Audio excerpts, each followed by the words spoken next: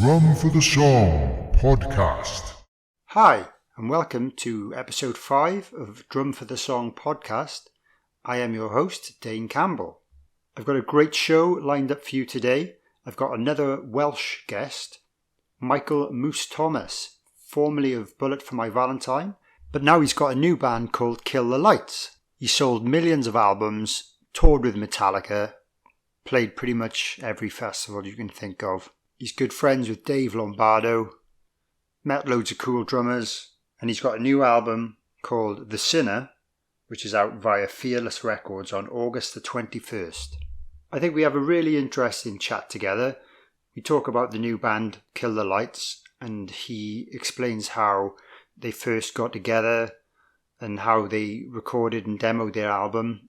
He lives in Wales, but the rest of the band live in America. He also explains how originally he played guitar, but there was a particular drummer that influenced him to start playing drums. He talks about how Bullet For My Valentine originally got signed to Sony Records, and he talks about some of the great memories he had with that band. Moose also tells us about the gear that he uses, and he's been with the same brand since the beginning pretty much. And he also tells us about his warm-up routines and how he keeps his feet really fast. He's got some good advice for you drummers out there. He also tells us how he recently got into running, which is another thing I like to do. And he also tells us about his dream band with himself on drums. Yeah, so I hope you enjoy this one. I'll catch you at the end.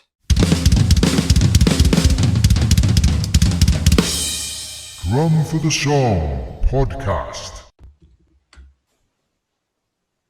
So hello, I'm here, lucky to be with Moose Thomas. How are you today, Moose? I'm good, man. All good. Yeah? Oh, good. Yeah, man. Appreciate you taking the time to chat to us, and it'd be really cool. So I'll just introduce you really quickly to our listeners. You've got a band called Kill the Lights.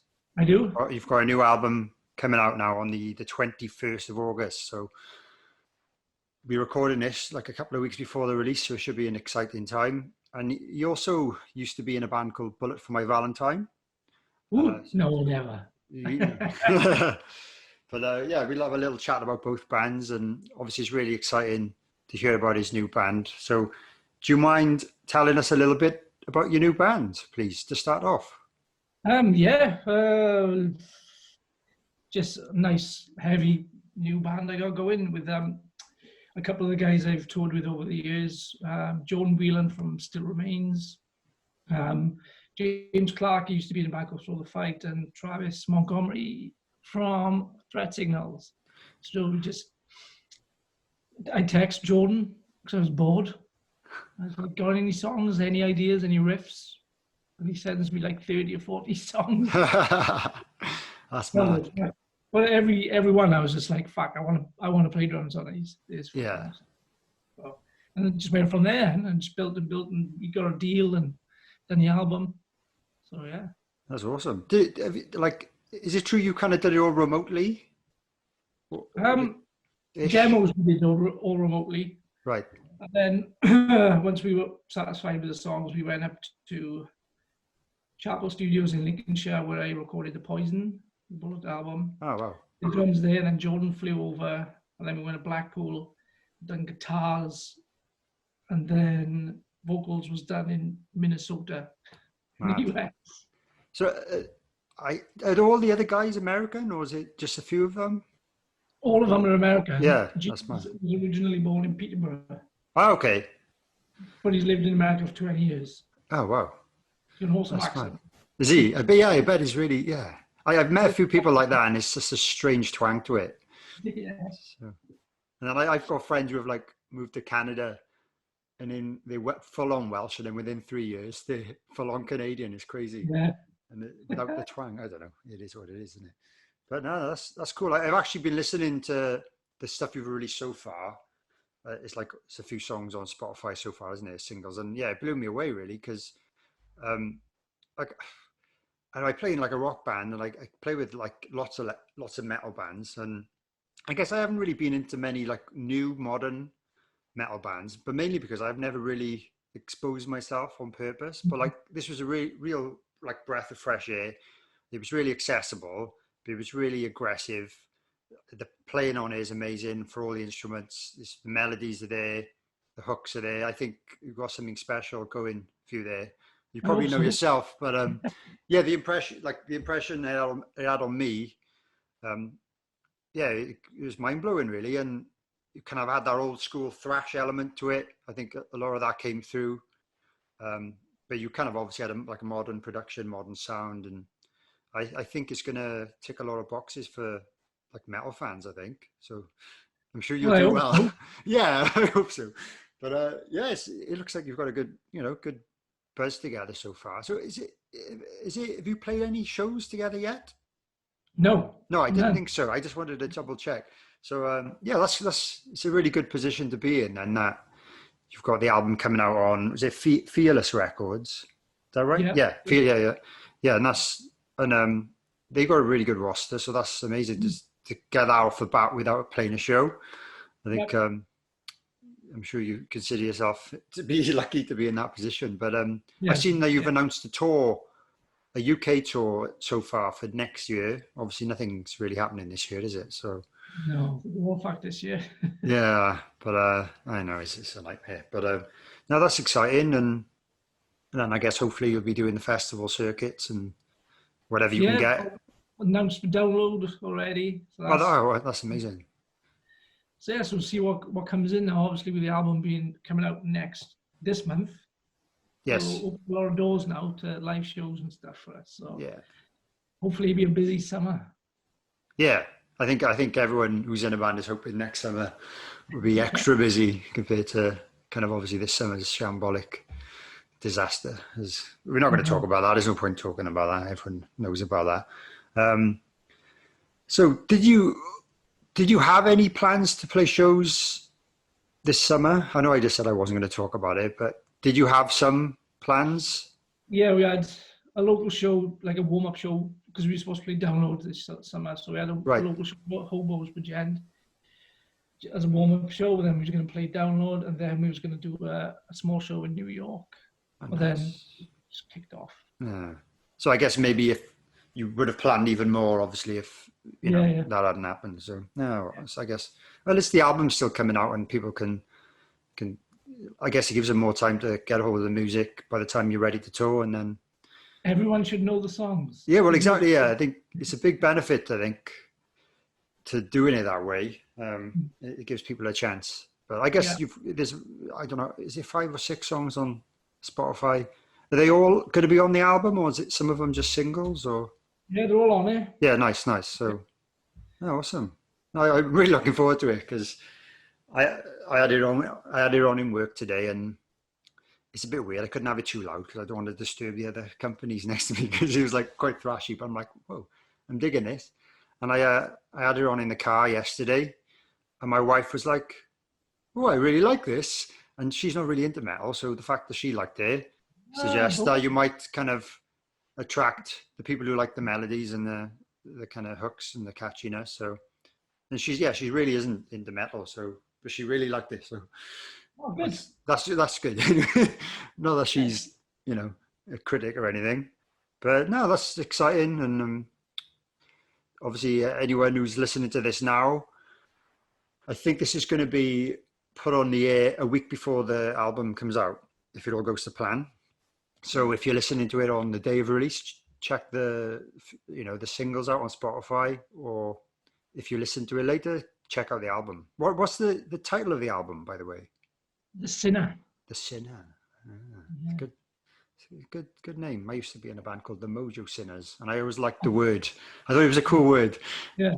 I don't know. But yeah, that's awesome, man. You're a founding member. If you don't mind, we'll talk a little bit about Bullet For My Valentine. You're a founding member. So how long were you in the band, and what were your proudest moments and stuff like that? Tell us some great memories from being in the band. We all started from school, really. We were in a band called Jeff John before it was Bullet. So that was 1997. Wow. And then we would up in full London, back at full London all the time, not getting anywhere. So we decided to have a name change just write music that we wanted to write rather than like play new metal because it was popular at the time, you know. Right. And as soon as we started doing that, we changed the name, writing music that we wanted to listen to. Our second show with Jay, when Jay was a new bass player, we got offered a record deal. Wow. That's amazing. With Sony, yeah. It was Roadrunner offered first, and then Sony came in. And we were like, oh, well. Went over to Roadrunner, and I love every band on Roadrunner Records growing up. I was like, oh, fuck me. And it was like all the gold plaques they had on the wall there, but we went into Sony, and it was just like platinum plaques. We were like, so that was the decision in the end. Yeah. Yeah. Money. Money. Yeah, exactly. Yeah, it's I guess especially at that, well, I guess at that time it would have been, so it was just after new metal, like you said. So I guess metal was big in general, but commercially as well. So, but then obviously your genre, which was a bit more kind of authentic, kind of had the more old school vibe to it with, you know, guitar solos and stuff. So yeah, it's interesting that you know, Sony signed you like that. That was amazing. So I think we had a 5-album deal. We did all 5 albums on a major record deal. That's amazing. Great for a metal band. Yeah, that's what I mean. Yeah, it's, you know, especially as you hadn't really done a lot before they signed you. You can understand, well, they're doing really well. It's, you know, you're, you know, they'd actually go, oh, we'll cash in on them, and because that's kind of other stories you hear kind of more similar to that. So that's really, it's amazing. And obviously you've left the band now and the band is still going, but you're onto different things, which are really exciting as well. So yeah, cool. I can't wait. Yeah. So what do you have any, like back in that time, were there any like achievements or like landmarks that you remember that were like particularly special or memorable? Oh yeah. Yeah, I'm truly grateful for what we did in the early days of Bullet. I had loads of goals, but I kept taking them off, so I had to get new goals for myself. The first one was play with Metallica. That's incredible. Yeah. That's probably the peak of my career. That was. Did you support them on a tour, or was it like a show? Or yeah, we did 4 shows with them. Wow. It's really big. It was like the biggest thing I've ever seen in my life. It was their own show. Their own show. Like a festival. Yeah. Wow. Like 100,000 people there. Was that fairly on in your band's career, or was it later on? Yeah, it was our first album, Poison. Wow. Wow. Yeah. Well, I guess that kind of, well, would have put you in good stead for being nervous in the future if you did that so early on, you know. I tell you what was the worst was a knock on the door before we went to open for Metallica. I was knocking on the door. Fucking open the door. It's fucking Lars Ulrich. This is fucking Lars. Like, that's amazing. I just couldn't talk. I was just like. I bet, yeah, if you weren't expecting him to knock on, was it like your dressing room door or something like that? Yeah. And he was like, I'll be watching. And I was like, oh, no pressure then, you know. Nice. Was he nice? Oh, he's awesome. Yeah. A lot of people say bad things about him, but he was a fucking awesome guy. Yeah, like I'm lucky. I've met him like maybe twice. Once when I was a kid, and once at Glastonbury a couple of years ago, and he just seemed really friendly, nice guy. You know, pleasant. He's not. He doesn't kind of play that kind of rock star role. No. That some people do, you know, and they seem unapproachable, and he didn't give off that vibe. Yeah. They all took the time to hang out with us, say hello. That's amazing. Yeah, there's that. I always wanted to sell 1 million records, which I did 4 times over. Oh, I didn't know that. Wow. Yeah. Because I was in school saying I'm gonna be in a band, or they were like, whatever. You'll be in a factory, or you're gonna be on a dole. So I'm like, I sold 4 million now. Awesome. Have you ever gone back to like your school and that? They did ask us to go back and do like a talk. I was like, nah, I'm not going back here. So you were all in the same school, were you? Yeah, all went to the same school. Yeah. That's impressive. Yeah. Comprehensive. I fucking hate school. Nah, it's not. It's not fun. But no, it's. I hate that negative that certain schools and stuff have to in the music industry. They just like I don't like. I remember I was taking my A levels or whatever, and I did music, media, and history, and then a few of the teachers were like, "Oh, Mickey Mouse subjects, Mickey Mouse subjects." It's the attitudes are awful. It's like how much. Yeah, it's really bad, and like I'm not saying I'm a particularly amazing musician, but like, you said you sold 1 million records doing music, playing music. It's like, yeah, I tried to take music as an option of my last years in school, and they told me I wasn't allowed. what? As a naughty boy. Were you? Yeah. Oh, Not naughty, just too busy for school. My mind was elsewhere. Yeah.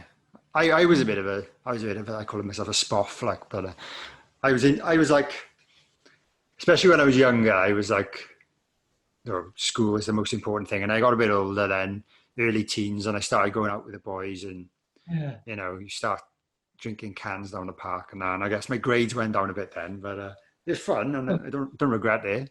Me and Jay almost burnt the school down once, so I was fucking... What? Really? Big pot of like real like sticky wood glue. What? I was fucking lit it, and I was whoosh, and this guy booted the can to try and put it out, but all the glue went all over the room. Oh my God. What, during school hours, like doing a lesson or whatever? We should have been up there in the first place, but we went up there. That's mad. That's probably the best we have at school. That's hilarious. That's mad. I remember one of my friends, just while you mentioned that, it's just reminded me of something. I'm not going to mention any names, obviously, but for a joke, apparently, one of the boys literally plotted a plot on how he was going to blow up the school, right? And I think he sent it to one of my friends over MSN Messenger or whatever, saying, "Oh, what do you think of this?" And then my friend, who was living with his grandparents at the time, found it on his computer and notified the school. And then, he got expelled and everything for like I guess terrorism kind of vibes. And then he had to, like, I feel it's really bad, but like then he had to go to like a special behavior, like juvenile kind of. You used to call it the place, because he was obviously a bit embarrassed about it. But yeah, that's just reminding me of that. Sorry, just that. Like he just said it was just you reckoned it was just a joke to show this is how I would do it if I was going to do it. But yeah, it's pretty mad, isn't it? What can happen in school? Like we were probably 15, maybe 16, probably 15. It's mad, isn't it? But anyway, yeah, we don't need to talk about that. But yeah, so Metallica, obviously festivals, you've probably done the vast majority of the big ones, have you? Yeah, we did all them. Another one was headlining arenas. We did that basically all over the world, except for we didn't quite hit it in America, but the arenas, the big shows like 2,000, 3,000 cap shows. But we never quite got to the arena level in America. So that was another tick off the box. And yeah, I think I was running out of things to tick off. Yeah, it's kind of like what Ryan Funeral for a Friend said, that like when he came to the decision of leaving his band, he was like, I've ticked off everything I wanted to achieve, and there's only one way to go then, isn't it? Yeah, I suppose. Yeah, but I think they're doing that now. They've gone down quite a bit, so I don't know, hopefully I'll be on it. Yeah, I think you will. I think the quality. Well, if the music industry does do you justice, the quality of the music suggests that you should be. Obviously, I've never seen you live. I'm sure you can all play. I can tell by listening. And but yeah, and like yeah, you're already getting on download and stuff like that. So like my band can't even get on download, and we've been going a few years, and I don't know. The offers never come in, and like we've done a lot of the other. I guess we've done like Hellfest and Grass Pop. Yeah, it's amazing. So like we've done other countries' equivalents of, I guess, download, and like we've been asked back to grass pop. Well, we were meant to be doing grass pop again this year, but obviously didn't happen. I think hopefully we do it next year. But yeah, download. Don't know why. Maybe. Is it on? Well, I think I don't know. Hopefully he's tried, but yeah. But the lineup that was announced today, yeah, it is amazing. I've been in work all day, so I glanced and I just saw wow. And if I'm not gigging myself, I'll definitely try and go because. Oh, my mother's proud because my brother's band are playing main stage, and then I'm back. So I didn't realize that was your brother. Yeah, my brother's in Those Damn Crows. Those Damn Crows, yeah, because they're on the main stage. I thought that was incredible because I've played with those boys. They did Swansea just before Christmas, so I didn't realize he was your brother. That's awesome. But yeah, I bet you're proud of him. Yeah. Playing main stage down there, that's incredible. Yeah, pants now. But there, yeah, I bet yeah. So yeah, that's such a cool thing for the family. Are you playing the same day or was it a different day? No, they do Saturday. I do Sunday. Oh, there you go. Friday is my 40th birthday. Is it? Yeah. So it's Friday, Saturday. I won't be able to drink really on Saturday because of gig the next day, innit? Yeah, I don't do stuff like that. Yeah. And it's a big gig. But you can have one, can't you? Can't have a couple for your bro, innit? Yeah.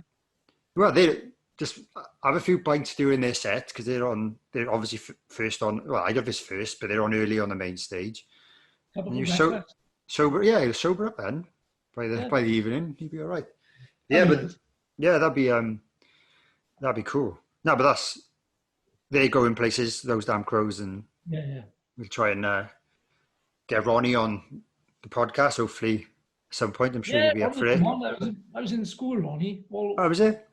Yeah, all through comprehensive school. We used to get kicked out of classes because we sit next to each other. You were the same age, were you? Same like age group? Yeah, I think cool. A week or two apart for birthdays as well. Oh, literally, wow. Yeah. Huh.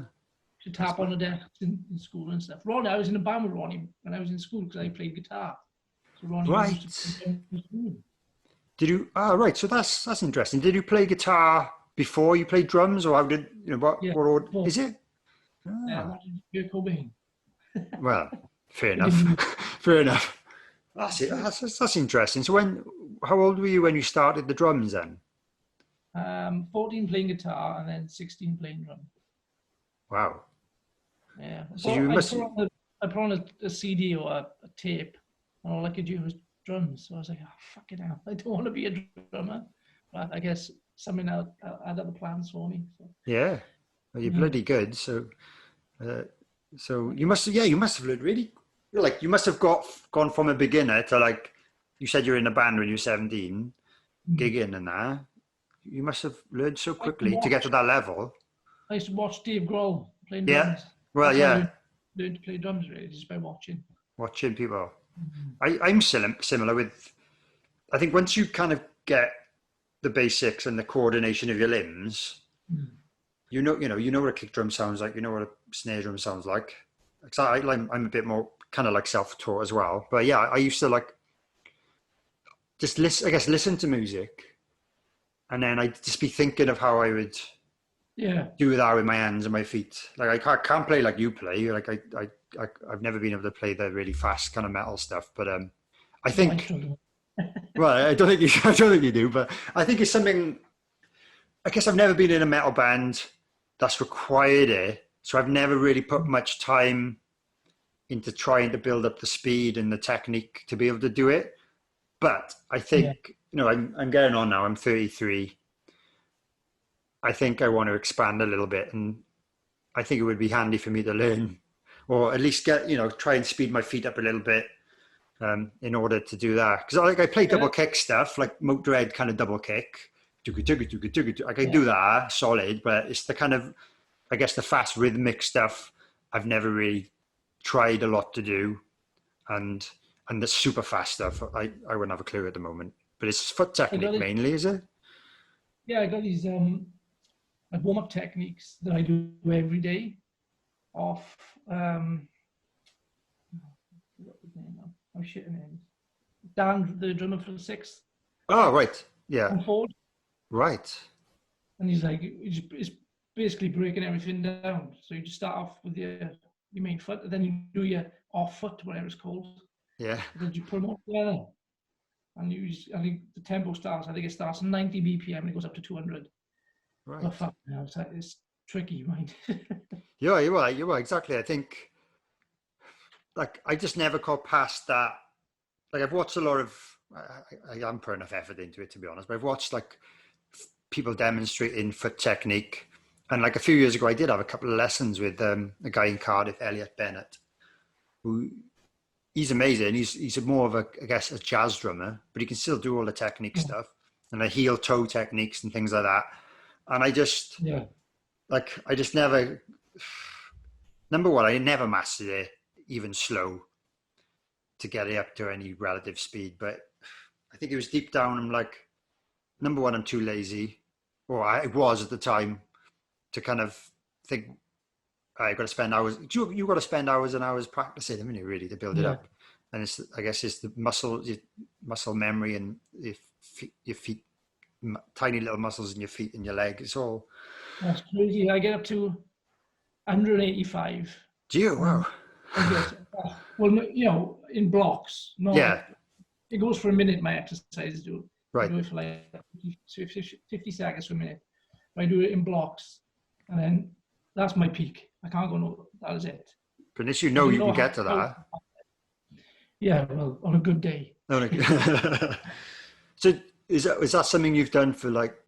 Is that seeing you learned that back in the day, and you do that all regularly since then, or was it recently? No, I've been doing it for the last 4 years, really. So right. So since I guess you've been off a bit more, so just to keep your. Since I've had more time. Yeah. Since you have more time, but obviously you've got, you know, the old Bullet stuff is really fast as well. So yeah, all the early stuff is up there on the feet. Yeah. Yeah. I still play it every day just to make sure I still can play it. Well, that's good. I think that's one thing I don't do enough, and I have an electric kit at home, and it's really good. Obviously, it's quiet, but I just don't get the enjoyment that I would if it was an acoustic kit set up. And I think if I had it's not. And if I had the luxury of an acoustic setup, knowing I could play as loud as I want for whenever time or whatever, I think I'd be more inclined to practice a bit more, because I just get the more satisfaction and enjoyment out of it, really. Yeah, and you can, you know, just little things like, you know, obviously where you hit the drum sounds different. I like playing with all the different sounds you can make. And part of me is, if I'm practicing all these things on an electric kit, especially feet technique, and if I transfer to my real kit, it's not going to feel the same anyway. So I don't know if I'm going to be able to achieve the same results. And I kind of know in the back of my mind that all these technical things I'm maybe practicing on this, I might not be able to do on my real kit. And I know it's lazy. I got a separate pedal I have on my electric kit that just stays there. Maybe that's lazy of me, and I've got a different one at my rehearsal studio, completely different make and all that. But they feel different, don't they? Yeah, well, yeah, but getting the same tension is hard, I think. But I get the way I like it to feel. I guess there's a lot of controversy about spring tension and that, isn't it? So do you this is interesting then. Do you have yours really tight, or do you have them loose, or in the middle, or and the height of the pedal and things like that? I used to have them as tight as they would go, but I kept snapping the springs. So I had to, and I was like, I was like, man, you keep snapping strings. You like, well, loosen them. Learn to play them, because you get it on tour. You can't go through a spring, like 3 springs in one show. So I had to loosen. So it's half now. Wow. It's half, and the beaters are quite far back. Yeah, because that's one of the things I've noticed, because I looked it up a few years ago, because I was struggling with, I think it was just the pedal I had at the time, and I was just struggling to do like fast punk beats on it, and I think I'd fiddled with it to a point that I couldn't get it back to where it was.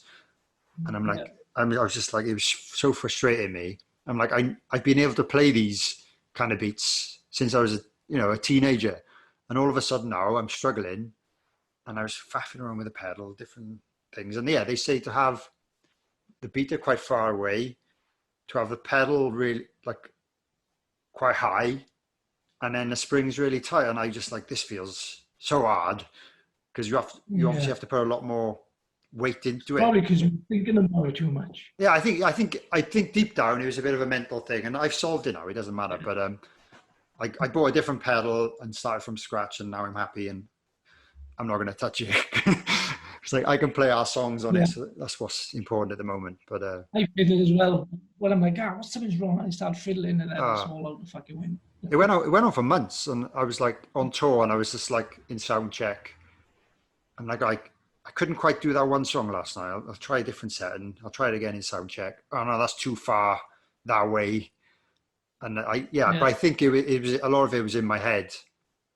And what was really, well, there was the support band on tour with us at the time, Leader of Down.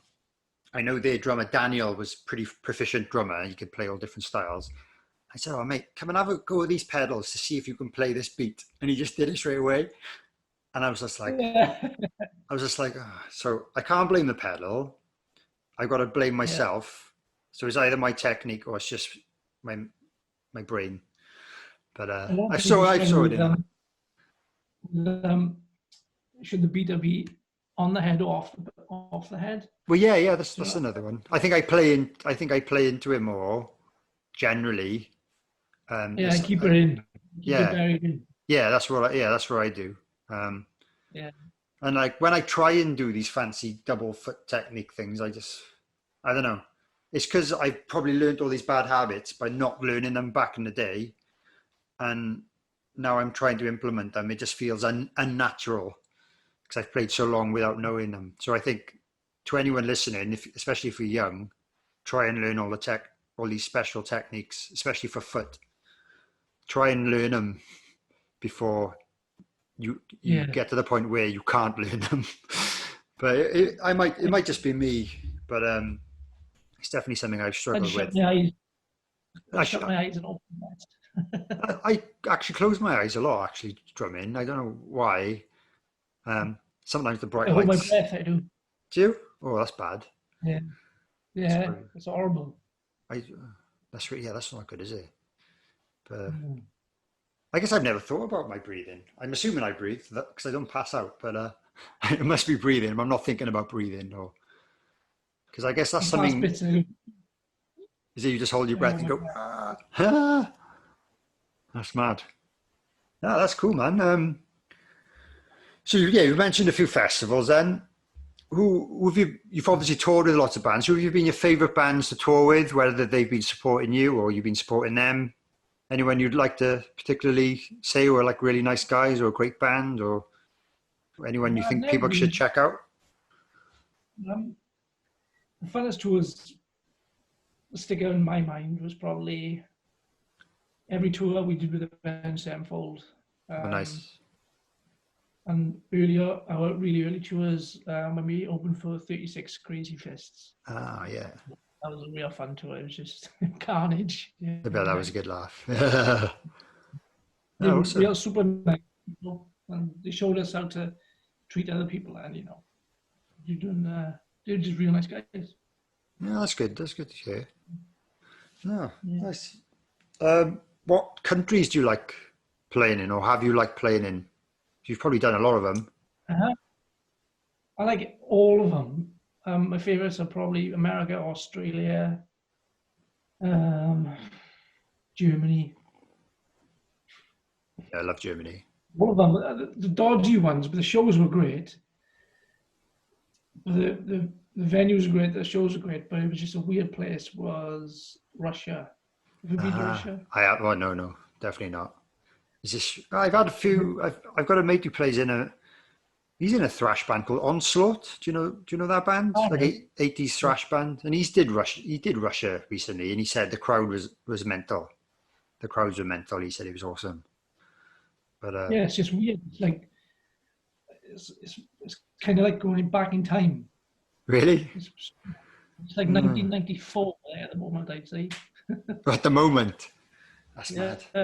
I've never had the opportunity, but I think my dad's played it a few times over the years, but Yeah, you would. Yeah, I don't think it's a place. I don't think it was a regular, like an annual place. Maybe I don't know, but yeah, no. But everyone says America. Everyone says Australia. I've never toured either of them. I've like a holiday to them, luckily. But yeah, like I'd love to tour America someday. Just because I guess you go into some of the states and cities that you might not holiday in, and you can yeah, experience the variety and how they differ, especially like the south, the north, and the south, and the west and east and stuff. And I think I would just like to experience noticing how they change as you move on and stuff like that. Um, yeah. It's strange because it can be freezing in one state, but then you go yeah, to the next game, or you're not. yeah, that is Yeah, mad. But yeah, and yeah, everyone I've asked says Australia. I can see why. I'd like to go back there, but yeah, it's an awesome country.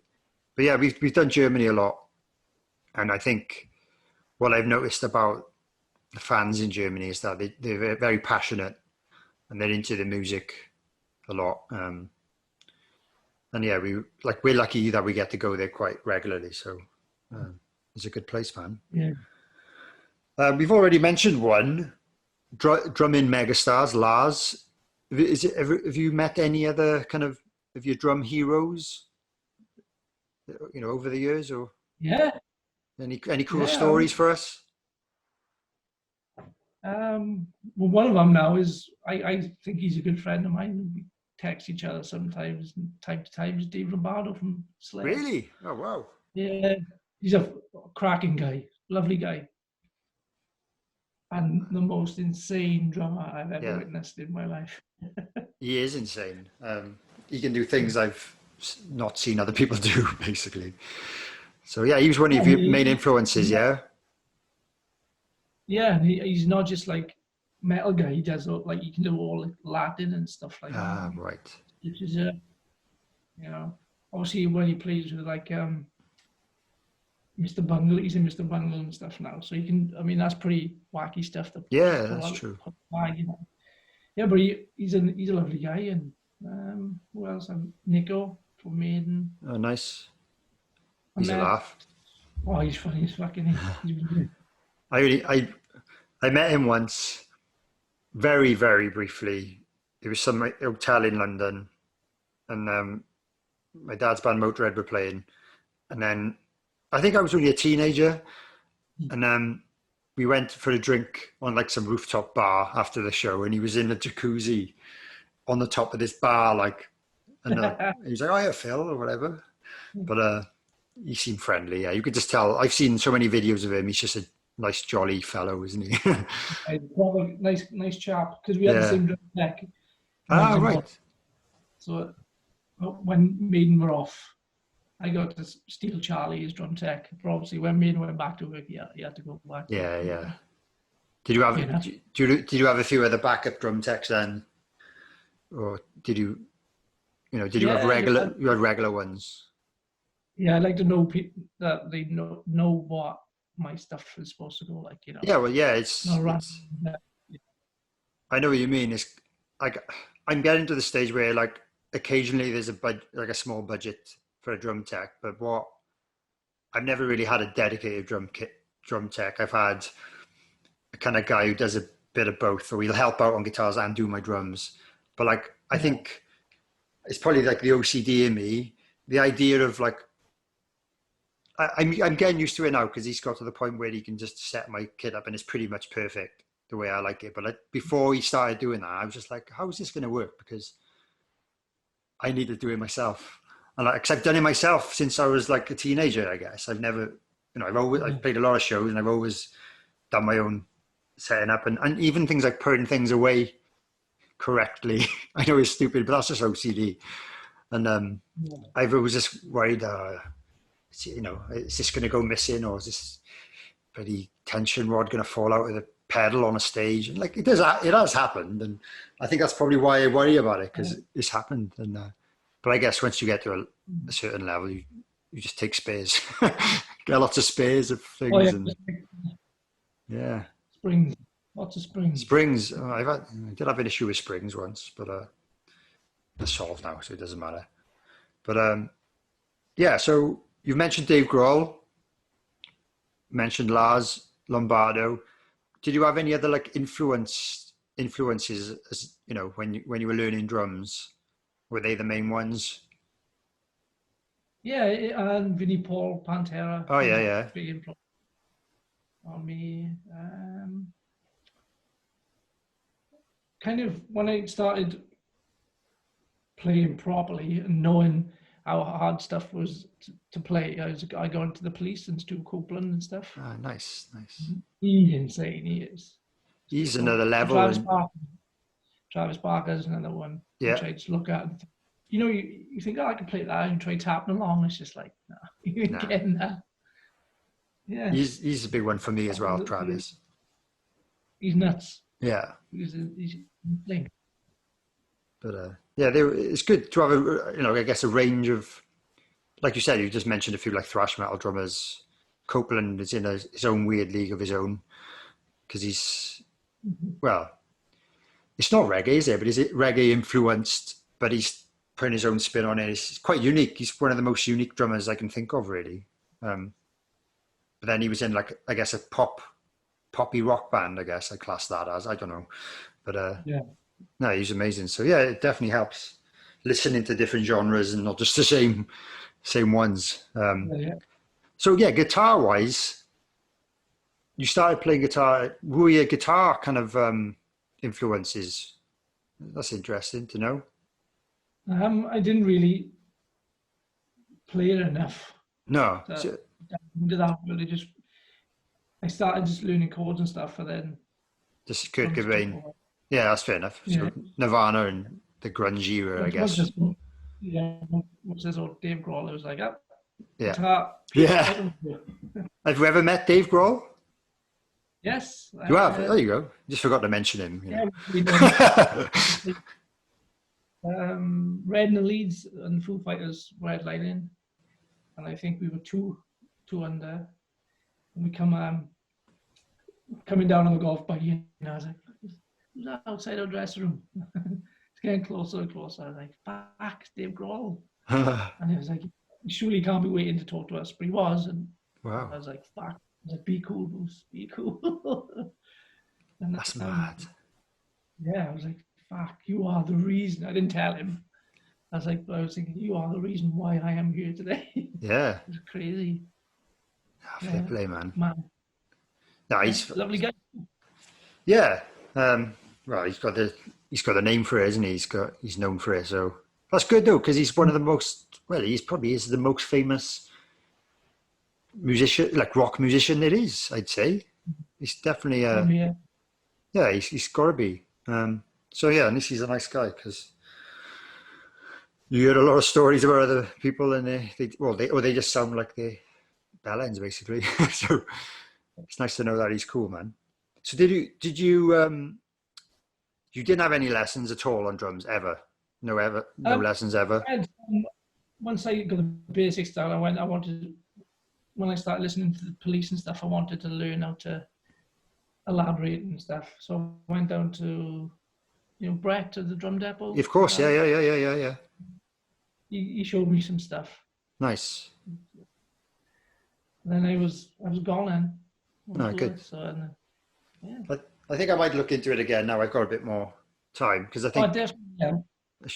Yeah, definitely. I think like I said, when I started having lessons with Elliot, I was kind of working full time, and I had a few bands on the go, and it was just like he was teaching. I was having fortnightly lessons, so I was giving myself 2 weeks to practice these things, and it was like. Night before the next lesson, I'm like, I haven't done anything. I'll have a quick half hour on my electric kit. Yeah. Didn't really master what he taught me, and then we'd go on to something else. And it was my fault for not putting the time in, but I was, I guess, a busier man then than I have been the last few years in terms of like my free time. So I think, I don't know, like doing this podcast is spurring me on to kind of become a better player and just chatting to different drummers. It's something that influences you. So, I think I'm going to look into it, but I wish I had an electric kit like that. So what is that drum kit, by the way? The drum kit behind you. Like pure, Nice. pure kit. Oh, it's Yeah. huge. 24 kicks. Oof. Big bunch of 24. kicks. I got 24, yeah, but I just have one. Nice. Have you always used pearl? Yeah, Yeah. since we started. Yeah, Pure were nice enough to offer me a full endorsement when I was in Bullet, and I've stayed with them ever since. Yeah, that's awesome. Loyalty Yeah, and all that. a lot of people were trying to, come play with my drums, but Nah. they looked after me so much. It'd be a bit of a kick in the teeth to say, see you without the drums. You know. Yeah, I yeah. Nice. yeah, And then lovely kit. what symbols you use? I have Zildjian cymbals, all new Nice. customs. Yeah. Awesome. What heads you use? We might as well chat about them all. Evans. Evans, yeah. And I used sticks. to use Remo. I used to use Oh, Remo heads, but then we did a recording session, and there was an Evans EMAD kick drum head on, and I was like, "Fuck, it's like a cannon." So I went over. I'm glad I yeah. did. And They're then good. They're the good for first rock stick- metal, aren't they? Those EMADs. Oh yeah, Yeah, I know what you awesome. mean. Yeah. Vic Firth sticks, you say?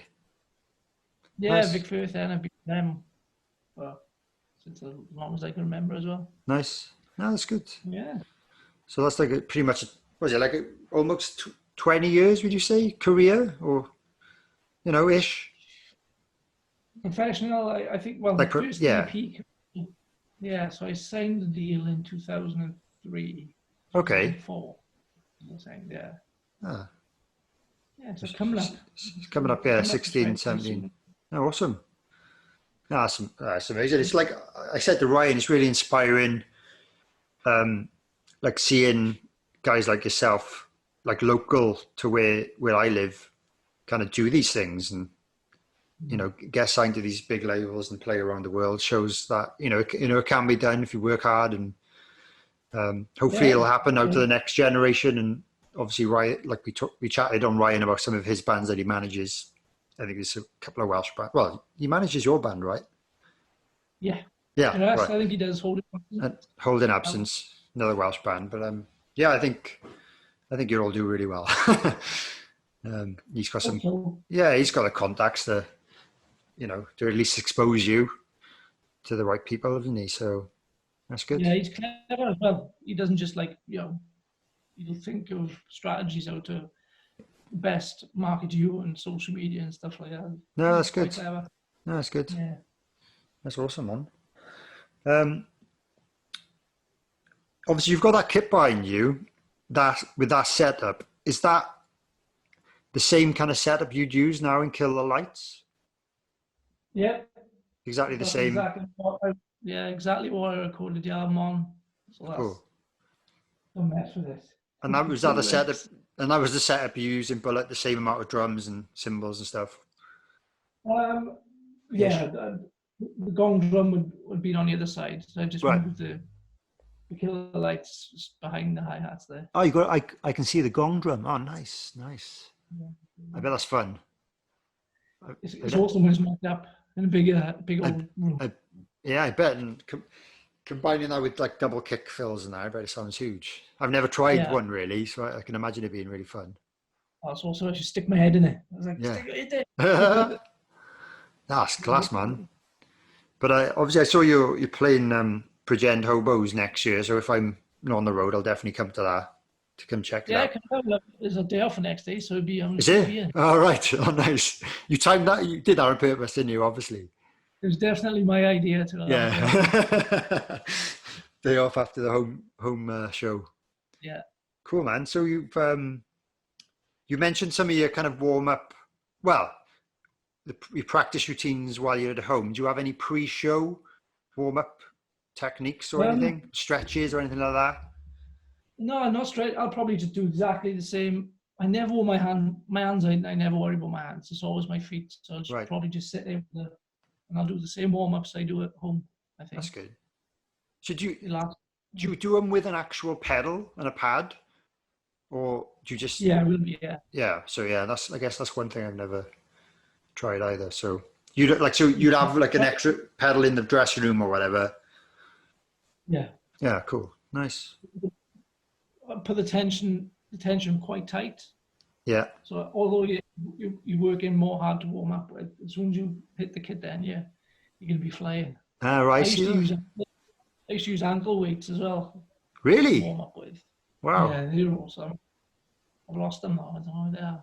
Get some more. Get some more. That's a good idea. So then when you get to the gig, it just seems like a breeze. Well, relatively. It seems like just easy. Yeah. I've never heard of that idea before, that technique. Ankle weights. That's mad. Good idea. And you take them off and you just, your legs feel all light and like super fast. Nice. It's awesome. That's a really good idea, man. Do you have kind of any advice for our drummer listeners out there, like with regards to maybe like writing your drum parts or the songwriting aspect, or any advice at all? It's always good to get people's opinions. Just enjoy your drums and write your own parts, and make sure you can play them. Yeah, I think that's important. I think a lot of people write them on. A lot of guitarists are writing drum parts now. Yes, on computers. Just all insane. Like you can't play that. Well, you could, but it's going to take fucking 10 years to learn it. So just try and nail your own parts and just be solid. I always love solid drummers. I hate flashy drummers. You know what I mean? I'm the same. Play for the song, and well, that's what this podcast is called. This podcast called Drum for the Song, because that's that's what it's called. Yeah, so that's what I'm all about, man. It's just drumming for the song, and like I'm not trying to show off my own technical ability at all. It's just I'm trying to play what's right for the song, and I just think it's a good outlook, really. And it's not about you, is it? If you're in a band, no, nothing works. Drummer just overplays. It just spoils the fucking song. It's just like it's not about you, dude. You're the guy in the back. I know. It's at the end of the day, I think a drummer is an important part of a band, but the average listener or person watching, they're listening to the song, they're probably listening to the lyrics and the vocals and that. They probably don't realize, but what the drummer is doing is probably making them feel something, or that's creating them the head banging or the groove. But that's unless you're a drummer, they're not thinking about what you're doing. They might think it looks cool, or if you like, I don't do any of the stick throwing or anything, and if people can do that, and if people can do it and pull it off, great. But I've never wasted energy trying to learn, to be honest. I don't know. But like I said, I'm a bit lazy. I tried to do it. I'd fucking drop my sticks and I'd be like, I look like a right prick. So yeah, same here. But man, it's just like, it's not a drum solo. If you want to do a drum solo, ask your band, can you do a drum solo if the time allows it, or if they want a break? And then I hate drum solos as well. Like, I think when I was younger, I used to think it was cool, but like now I'm just like, it depends what kind of band it is, I guess. There are some drum solos I've seen, I'm like, wow. And I can understand sometimes why they put one in the set if like some of the other members of the band are a bit older and they need a break. Because that's the kind of world I'm in. I play with a lot of bands where, the lead singer is like 70 or whatever. Or, I can understand, they need a little bit of a break or a breather or a drink, and then, give the drummer 5 minutes to do something. That's fine. And I think there's a place for that. But you hear so many jokes, and I've experienced people just say, drum solo, let's go to the bar. And it's just like, well, do you want to be on the receiving end of that? Like, I don't really want to. It's I've never done a drum solo. And even if I did, you can get another song in.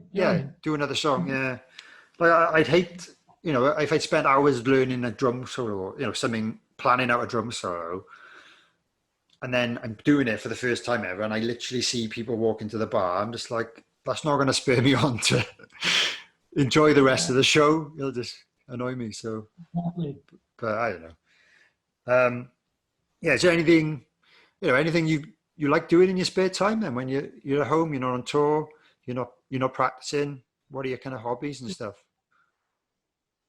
Um, music is all I ever do. I hang out with the kids. Yeah. Oh, I go running now. I've decided to go running. So I've Nice. been running for 3 weeks and I'm addicted to it.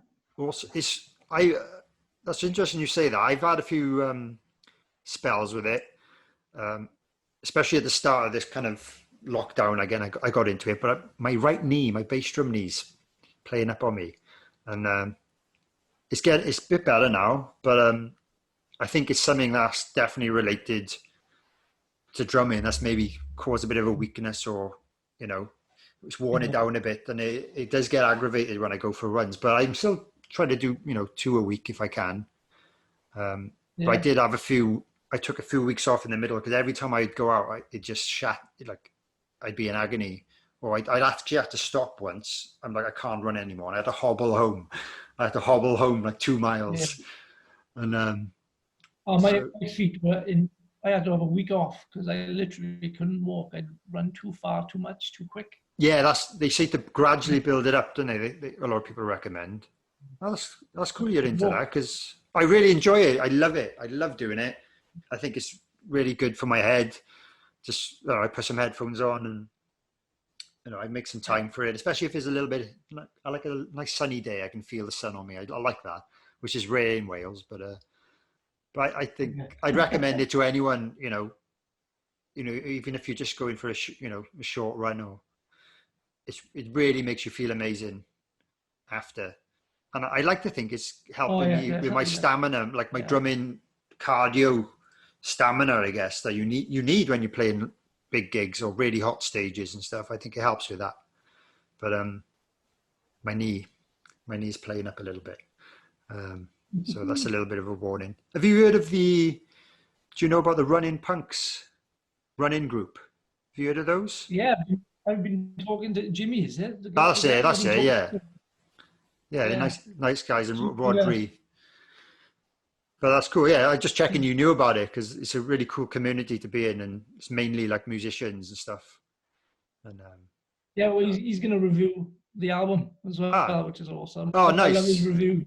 Yeah. If anyone's listening, Jimmy Watkins, isn't it? It's his name, Watkins, and he literally reviews albums while he's jogging. He takes like a GoPro out with him, and like he'll rate it on like how far he went or his pace or something like that. But it's so funny because he's just hilarious, isn't he? And he's proper Welsh. He's proper Welsh. I think he's from is he from Llanelli, somewhere like that? Kind of that down or Swansea, Llanelli way, something like that. But it's hilarious. And he's normally doing an album or a band he's never heard before. So it's literally like you're getting his reaction for the first time he's ever heard a particular band or whatever. But no, really good. Yeah, check them out. If anyone else is a runner, it's a cool community, Running Punks. Just get involved. It's really good to spur each other on and stuff with stuff like that.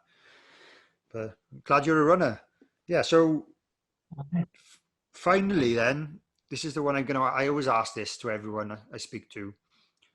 With yourself on drums, who would be in your perfect band? Like dead or alive, the members can be dead or alive. Who would be in like your ultimate kind of band? Alive, I'm enjoying my time with Killer Lights. Well, that's good. I'd probably say alive. Right, I was meant to say apart from your own band, but yeah, that's fine. That's good. You got to say that.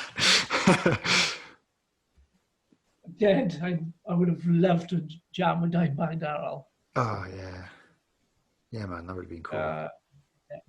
Cliff Burton on a bass guitar. Yeah, man. And vocalist. You can mix and match. You can mix and you can put like someone who's alive on vocals or whatever if you want. Yeah. Freddie Mercury. Dimebag on guitar, Freddie Mercury on vocals, and Cliff Burton on bass. That would be mad. I think Ryan said Freddie Mercury as well. I think it's going to be hard to beat him. No, that'd be class. Yeah, he's the ultimate. Imagine that'd be wicked. Hearing, I guess Queen had a few heavy-ish songs, didn't they? But yeah, imagine that with Dimebag on guitar. No, awesome, man. I think it'd be You class. laugh. It's just interesting to hear what people say. So I think it's a good question to ask. But yeah, thanks so much for your time, man, and make sure all the listeners check out the new album when it comes out. Um, and obviously to follow you on social media, is there anywhere particular you're more active or you want people on? I'm on them all. I'm on Twitter and fucking Moose KTL. Same Yeah. as Instagram, Moose Okay. KTL. No, I'm not on Facebook. I got a Facebook, which is for like Yeah. friends and family. But it's just those Twitter and Instagram. Okay, And that's the cool. band are all on. Yeah. Yeah, so Kill the Lights. And one thing I did see, which was cool on the Kill the Lights Spotify account, there's like you've got little playlists with all your different influences Yeah. on there. And I had to listen to that today in work, and like a lot of it was like, whoa, there's so much heavy stuff. Yeah. Obviously, with some bands I know the Slayer and the Metallica and Sepultura, and there's a few bands I never heard of on there, but I was like, fair play, this is awesome. But I think it's a good idea, Yeah. and I think it's given me a good idea to kind of maybe do that for my band because Yeah, it pushes you without releasing music. You're still putting yourself out there, you know. yeah, and it's just interesting to see where your Mm. influences do come from, and how how that can, I guess, create the sound of your band. But yeah, man, thanks so much for that. I can't wait to listen to the album in full. I'll wait till it comes out, and I listen to albums in full. I don't like listening to Yeah, odd I tracks get. and playlists, and I think putting it in order is the way it should be. So, Mhm. man, I'm sure it'll be good running music. Actually, I probably Yeah, I've started running to like old school Metallica. I've noticed my pace it makes me run faster. It's mad. I did kill 'em all, and I was like yeah, is it an extra? No, a mile was like a minute less, an entire minute less running to kill 'em all compared to whatever I normally listen to. So yeah. no, I think it'd be good running music as well. But thanks for your time, man. I'll let you All go right. now. Thanks. Really Yeah, appreciate it, and we'll speak to you soon. cool, man. Cheers. Drum for the Song podcast. Well, I hope you enjoyed that one. I'd never met Moose before, but it seemed like, he was really easy to get on with, and he had a lot of cool stories to tell. If you do like your rock and metal, I do recommend you check out the new band Kill the Lights. Like I said in the intro, the release date is August the 21st, so it should be out by the time you're listening to this. So get on it, buy it, and let me know if you checked it out. If this is the first podcast of mine that you've heard, feel free to go back and check out the other episodes.